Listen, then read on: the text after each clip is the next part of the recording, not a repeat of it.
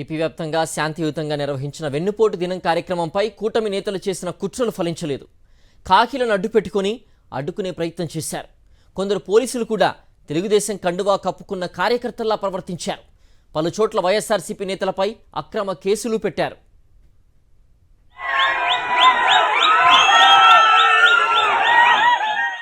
వెన్నుపోటు దినం కార్యక్రమంలో భాగంగా గుంటూరులో ర్యాలీగా వెళ్తున్న అంబటి రాంబాబును పోలీసులు అడ్డుకున్నారు. అడ్డుకోవడమే కాదు, మాజీ మంత్రి సీనియర్ రాజకీయ నేత అని కూడా మరిచి అంబటిని ఉద్దేశించి సిఐ వెంకటేశ్వర్లు నువ్వు అంటూ అమర్యాదగా మాట్లాడారు.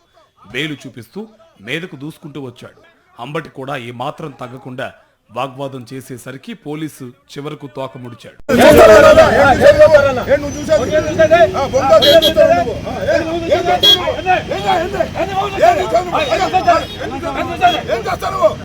దీన్ని ఆపాలని చూడడము, ఈ నిరసనలు ఈ రకంగా ఇప్పుడే వస్తూ చూసిన ఆయన అంబటి రాంబాబు గారిని ఇంట్లో నుంచి బయటకు రాకుండా ఎందుకు చేస్తున్నారో అర్థం కావట్లా. అంటే వీళ్ళకి ఎక్కడి నుంచి వచ్చింది? పోలీసుల అధికారులకు, కొంతమంది అధికారులు వాళ్ళు బిహేవ్ చేస్తున్న పద్ధతి ప్రజాస్వామ్యంలో అది కనీస హక్కు. ఇండివిజువల్స్కైనా, సమూహాలకైనా, ప్రజా సంఘాలకైనా, రాజకీయ పార్టీలకైనా దానిలో న్యూ డైరెక్ట్ చేయడం ఇది. పల్నాడు జిల్లా మాచర్లలో వైఎస్ఆర్సీపీ నేతలపై పోలీసులు దౌర్జన్యానికి దిగారు.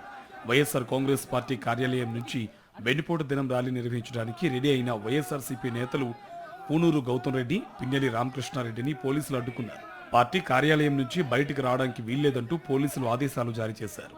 వైఎస్ఆర్సీపీ కార్యాలయం చుట్టూ భారీగా పోలీసులు మోహరించారు. అంతేకాదు, బయటకు వస్తే కేసులు పెడతామంటూ బెదిరించారు పోలీసులు.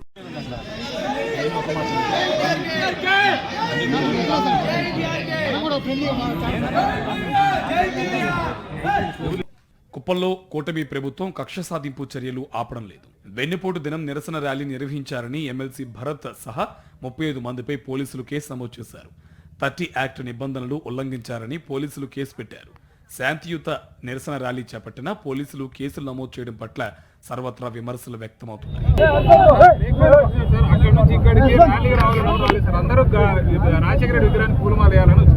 అనంతపురం జిల్లా కళ్యాణదుర్గం నియోజకవర్గం గొంచితండాలో ఉద్రిక్తత చోటు చేసుకుంది. వైఎస్ఆర్సీపీ సమన్వయకర్త తలారి రంగయ్య పాదయాత్రను పోలీసులు అడ్డుకున్నారు. రూరల్ డెవలప్మెంట్ ను రక్షించామంటూ తలారి రంగయ్య పాదయాత్ర చేపట్టారు. అయితే తలారి రంగయ్య చేస్తున్న శాంతియుత పాదయాత్రకు పోలీసులు అనుమతి నిరాకరించారు. దీంతో పోలీసులకు వైఎస్ఆర్సీపీ శ్రేణులకు మధ్య వాగ్వాదం జరిగింది. పోలీసుల తీరును మాజీ ఎంపీ తలారి రంగయ్య ఖండించారు.